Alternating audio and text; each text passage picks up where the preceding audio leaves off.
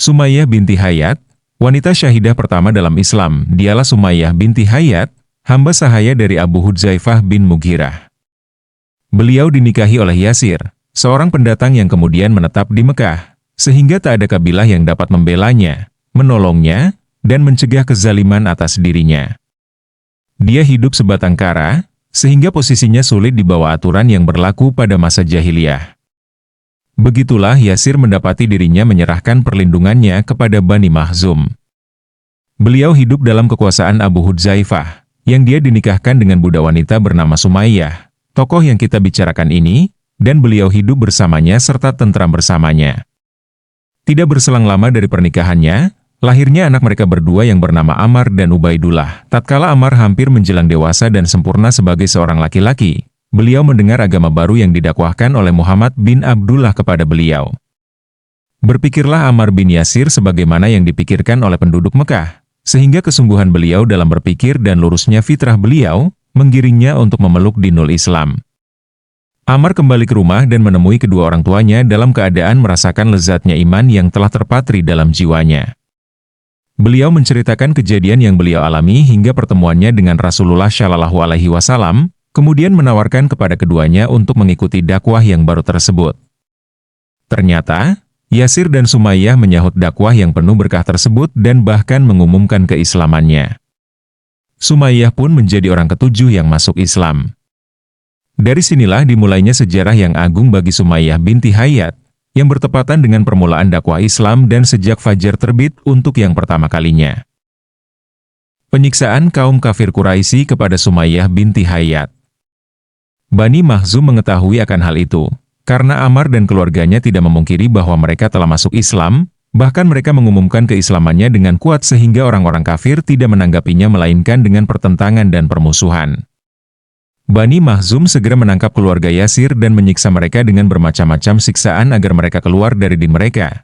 Mereka memaksa dengan cara mengeluarkan mereka ke padang pasir tatkala keadaannya sangat panas dan menyengat. Mereka membuang Sumayyah ke sebuah tempat dan menaburinya dengan pasir yang sangat panas, kemudian meletakkan di atas dadanya sebongkah batu yang berat. Akan tetapi, tiada terdengar rintihan ataupun ratapan, melainkan ucapan, "Ahad, Ahad." Sumayyah binti Hayat ulang-ulang kata tersebut sebagaimana yang dilakukan oleh Yasir, Ammar, dan Bilal.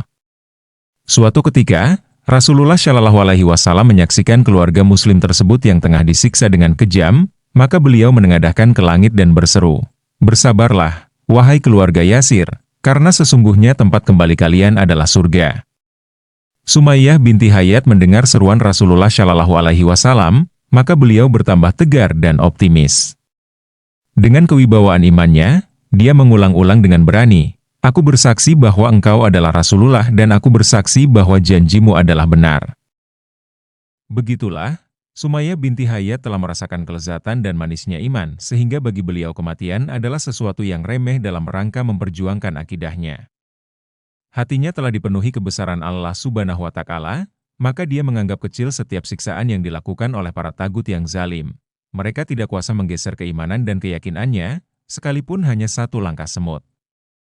Sementara Yasir telah mengambil keputusan sebagaimana yang dia lihat dan dia dengar dari istrinya, Sumayyah binti Hayat pun telah mematrikan dalam dirinya untuk bersama-sama dengan suaminya meraih kesuksesan yang telah dijanjikan oleh Rasulullah Shallallahu Alaihi Wasallam. Tatkala para tagut telah berputus asa mendengar ucapan yang senantiasa diulang-ulang oleh Sumayyah binti Hayat, maka musuh Allah Abu Jahal melampiaskan keberangannya kepada Sumayyah dengan menusukkan sangkur yang berada dalam genggamannya kepada Sumayyah binti Hayat. Terbanglah nyawa beliau dari raganya yang beriman dan suci bersih. Beliau adalah wanita pertama yang syahid dalam Islam. Beliau gugur setelah memberikan contoh baik dan mulia bagi kita dalam hal keberanian dan keimanan. Beliau telah mengerahkan segala yang beliau miliki dan menganggap remeh kematian dalam rangka memperjuangkan imannya. Beliau telah mengorbankan nyawanya yang mahal dalam rangka meraih keridhaan Rabb-Nya. Mendermakan jiwa adalah puncak tertinggi dari kedermawanan.